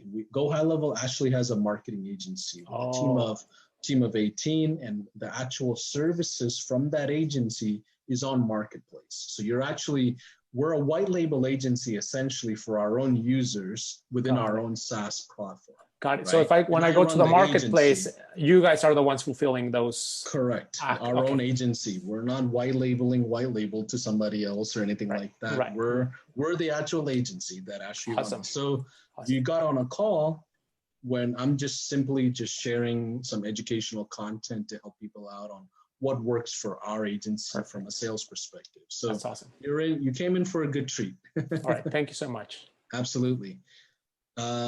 Graham, you know what I didn't do is go through the chat. I've got another 20 minutes, guys, before I cut this off. Let's see. Let me go through some questions. Selma says, if it's a health insurance company, what if they don't have an offer? The offer right now is a free, no obligation consultation.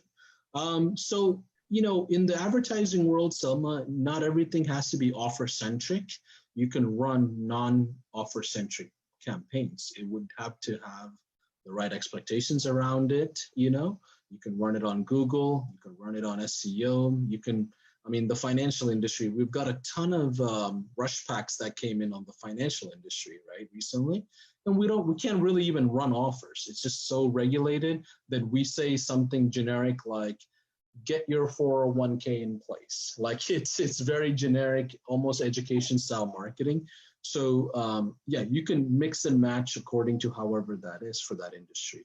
Mr. K is asking, would you ask, does this make sense? Where the psychology is to have them say yes, or would you ask, what questions do you have left? The psychology allows them to ask questions. Is it close or leading to a decision? So over the years, a lot of sales training is around getting somebody to agree with you, right?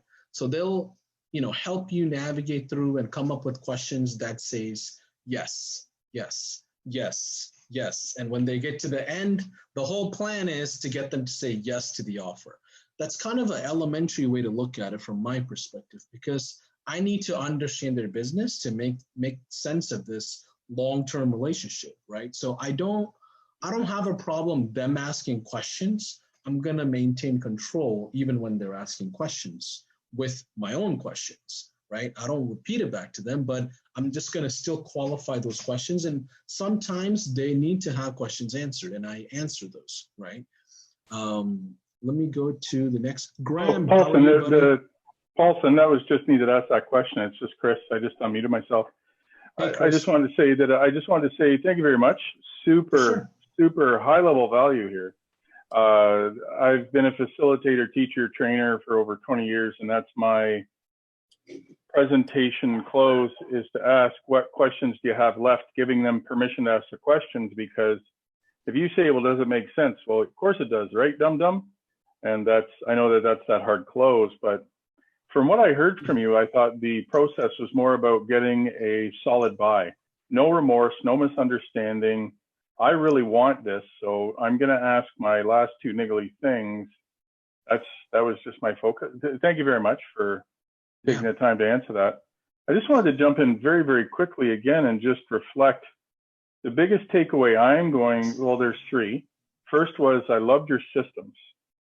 You've given them a close choice of either 3 or 4. So obviously you're a student of psychology in my estimation.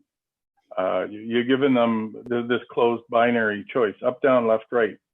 I thought that was brilliant, because then that leads them into, you've classified them, then you can identify the granular pieces. The other piece I'm really taking away, stop getting in my own way, is I just keep thinking, because my preference is a deep knowledge, theirs must be too. No, they just want the magic business elves to come and fix all their problems, and they wake up and Scrooge McDuck is diving in the bin the next day with even more gold. That's all they want. That was great. And what you reminded me of the greatest chefs, where they will say you use simple ingredients and execute to the highest level. 7 slides and you beat out any presentation I've ever seen with anything. Brilliant. Thank you very much. Thanks for the feedback, Chris. I appreciate the kind words. The reason why I like shorter and shorter, more I don't like condensed like stuff because I function in simplified form, like as a person, right? Even in our agency, if somebody comes to me with marketing issues or integrations issues or whatever it is, I simplify in how I talk and just really the way I function. So maybe that's where it comes from. But overall, they don't live in marketing world, right? Your prospects don't, right? So whether their learning mode is to go down and become an academia or not, I'm not there to educate them. This is not a class on marketing. This is me fixing your business problem and understanding what your current pain point is, right? So if I want to educate them, then I'll rather just take them out on a coffee and dinner or something and just chat and tell them all the different nits and grits around marketing. I'm not going to be in my sales mode, right? I'm just going to be in my friendly advisory mode. Hey, let's go hang out. Let's, go through acquisitions and mergers and talk about yada, yada, yada, whatever it is. But in the framework of sales, most people overcomplicate it. If you have 50, 60 slides, now you got to remember what those 50, 60 slides are about. Now you have to remember, if you skip something. Now you have to remember if you miss something, right? Like it just gets too much when really they cannot differentiate between who you are versus somebody else. I remember one of my personal first clients when I first started off. I remember going to an allergist clinic in the middle of Houston. I went there and we've already closed them, right? I've already closed them. This is back when I'm a freelancer on my own with like 2 VAs, right? And the allergist like, hey, Paulson, great. Let's run the campaigns. Let's do some local listing stuff and Google AdWords and Facebook, great. And I'm there in person, right? In the clinic, and we're doing some video shoots because I was like, back then videos were like the hottest things on platforms and I wanted to get some videos done. And I'm there and this practice owner that bought a lead generation package from me goes, hey, Paulson, I need about 5 minutes from you before you leave. I need you to come take a look at my computer. And that was the greatest lesson as a marketer for me because I realized that person did not differentiate me between somebody that can fix their computer versus a marketing person versus an IT person versus somebody that works on the internet. That's when I realized, holy moly, I need to simplify my pitching, my sales, all the stuff, because that person goes, hey, can you fix my computer? My employee can't log in. And they just know me as an internet person. And I'm already working with them from a marketing perspective, right? So going back to what Chris said, I mean, a lot of us make this very complex. And once you simplify it and have enough practice, it'll become a bit more natural for all of you. Graham, let me take your question. I'm just going down the chat here. Let's see. Jason goes, that was awesome. That was great. I'm grateful, and that offer is legit. Oh yeah, it is. It's a real offer. Let's see. Graham, do you have any questions? I see that you said you have a question on the chat. What's up, buddy? Thanks. Hi. I miss you, man. Turn your camera on, buddy. I don't have it plugged in right now. No worries. Go ahead. Yeah. On the first slide or two, you kind of had some numbers of like, what you guys have done in terms of your success. My agency's new. I don't have that. So what would you recommend I do? Yeah, great question. So in that particular slide, I believe you're talking about this one, right? Yeah. Yeah. So right here, I don't talk about the numbers. I don't talk about anything outside of how long I've been. So when I first started off, I would change this to, hey, I've been in the real estate industry for the last 10 months, right? Whatever that is, I would just literally write out how long I've been after this whole agency thing, right? And that's all I shared because that's all I could share. If they ask me, hey, are you pretty new in this space? Listen, my program is not new. I've learned this from very experienced folks. My implementation is new. With that being said, I'll make sure you get first, 15 appointments right off the bat. Does it make a difference how new I am? right? Like if they check my credibility on it, that's the path I take with guarantee. That's the path I take with an offer, right? Because your offer needs to be juicy enough when that is a problem. After you've done this for like a year or 6 months, you can literally say, hey, I've spent, let's say you've been doing this for 2 weeks. Hey, I've spent 120 hours building this program out, right? Whatever it is, make it look nice where they can see that you've actually at least done some research. They don't need to see how many millions you've done or how many clients you've worked with and blah, blah, blah sometimes. And sometimes that's unattractive for them too, right? Just simplify it. That honesty will go a long way for them. Perfect. And one secondary question to that, just super quick. Yep. When are you going to show me how to get people on the qualifying call in the first place? As far as prospecting? Yeah, like how do you guys get people to the table? Like, give me your secret sauce, man. I mean, honestly, with our direct approach, we're established enough to have a lot of traction. So it's really different for us versus somebody that's starting off in today's landscape, right?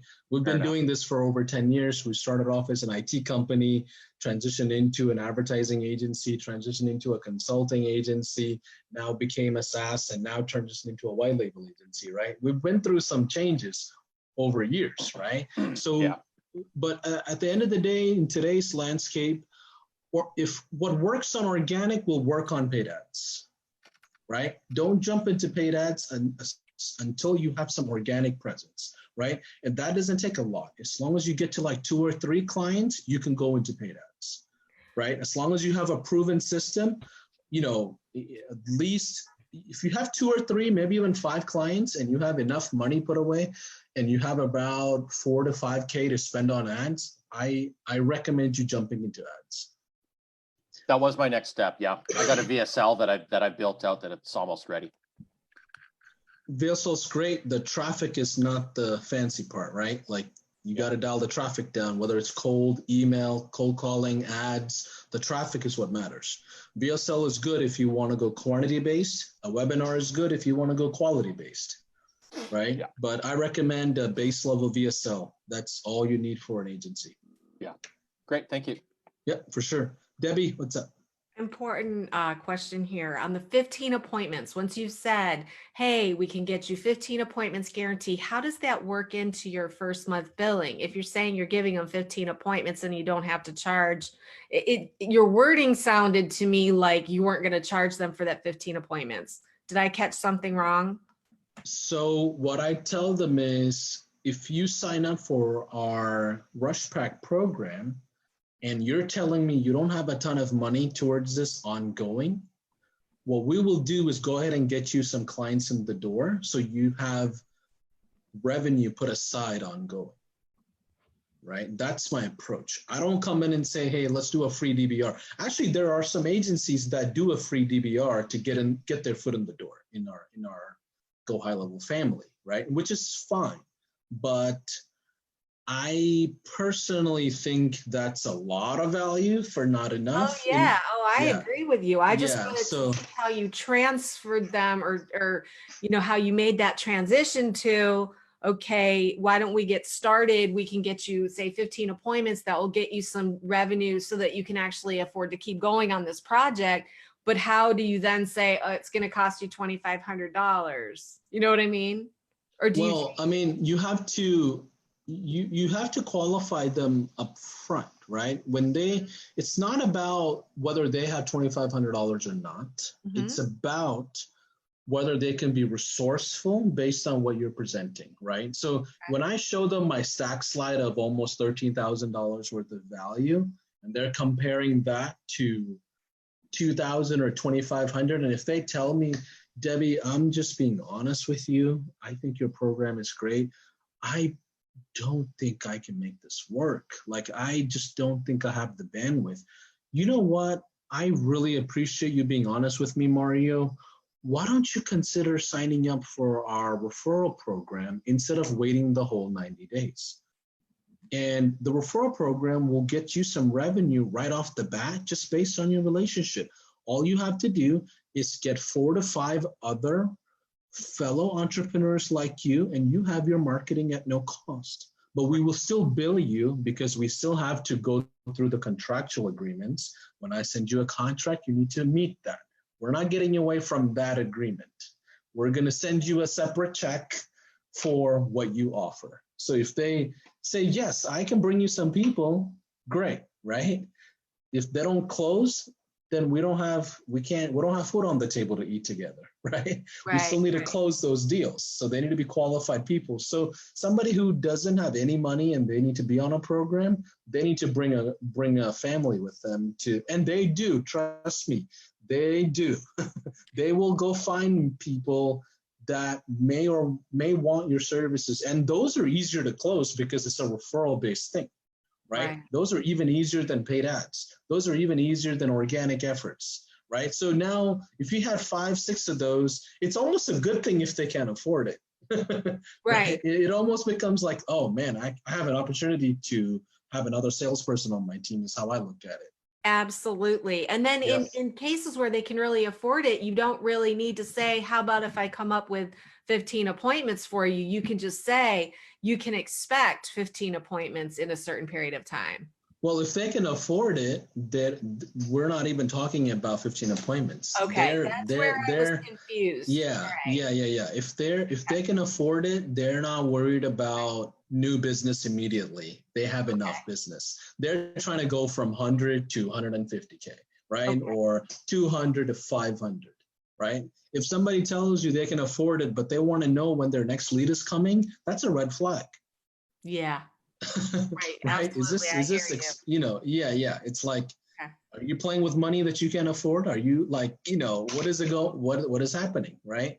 Mm-hmm. So the other thing is, you can help them be resourceful even if they say no to that referral program, right? If they say no to the referral program, I'll say, hey, listen, if you hire somebody at minimum wage, work them for 40 hours, you pay them $8 an hour, at the end of the month, your expense on a person that's going to run social media for you is going to be $1,670. Mm-hmm. I'll do this for $1,500. Right? Do you want to go hire somebody that doesn't know what they're doing? Now you got to train them in-house and then track all of this and then scale? Or do you want to go with somebody that already knows what they're doing? Right. I did that today. Yeah. Nice. So there's two options there when they say affordability is a problem, right? Right. They can expand and still join the program. Let's see. Thank you. For sure.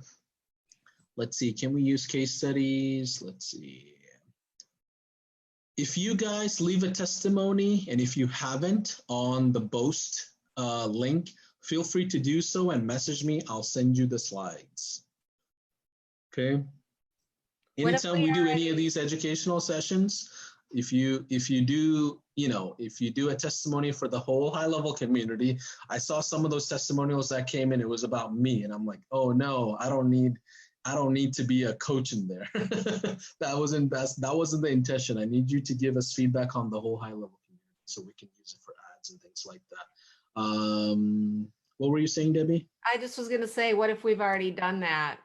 I'll just send it over to you. You've already done so many of those. I have. Let's see. High level. Francis says, can we use the case study results of your resource partners? Yes, absolutely. But we don't have any collaterals to send you just yet. We're working on those. I think in the next couple of months, we'll have collaterals for you guys to use. So you'll be able to use that. Let's see. For Customer Rush, what service agreements do you sign with the clients and what should we use with ours? So Francis, on the agreement structuring, I do 3 months and then 12 months. We don't skip into 12 months. Because I want to get out of a contract if I need to as well. I'm not going to be stuck on a 12-month when they can't even get their stuff in place, right? Yeah. What about the fine print, like IP and rights and termination and all of that other jargon that goes into contracts? Some of our clients will require that of us sometimes. So, what have you seen our partners do? Most people, it depends on what the project is, to be honest, Francis. If it's like a website and you're charging them monthly to maintain it, sometimes people make it that you own the rights. The agency own the rights to the website, right? And there's something called leasing in the digital marketing world. You can lease a digital asset. Hey, if you want to lease my software, here's how much it is, and you can keep it, right? You can lease my branding that I built for you. You can lease my website to you. Like what about data?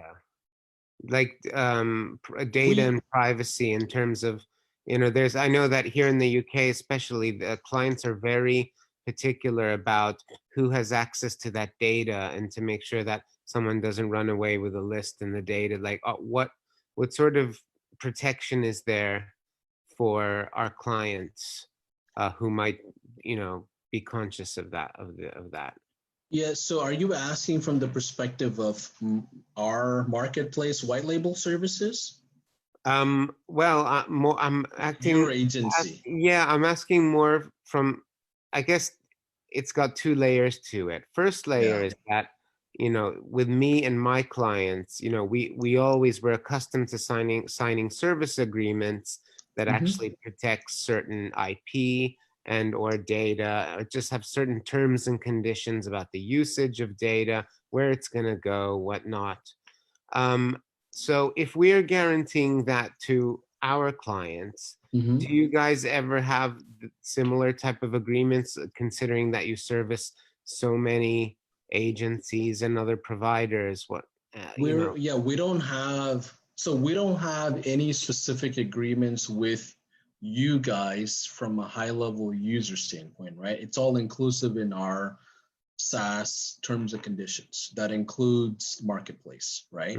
So from our agency perspective to our direct clients, we do have legal stuff in place that our legal team put together for us. But even in there, we are the owners of all the IP that we built. We don't allow the clients to have any ownership of anything. If they send us data, that's theirs.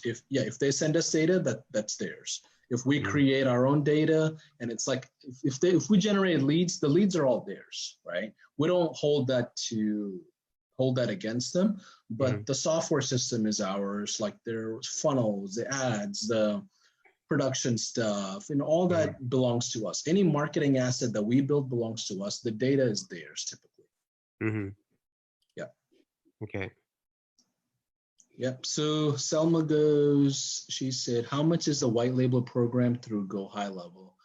Selma, I think that's a loaded question. I think you need to go to Marketplace and look at all the services we have. There's a ton of services in the white label marketplace. So if you go on your Go High Level account and go to Agency View on the left side, there's a tab called Marketplace, and you'll be able to go through that.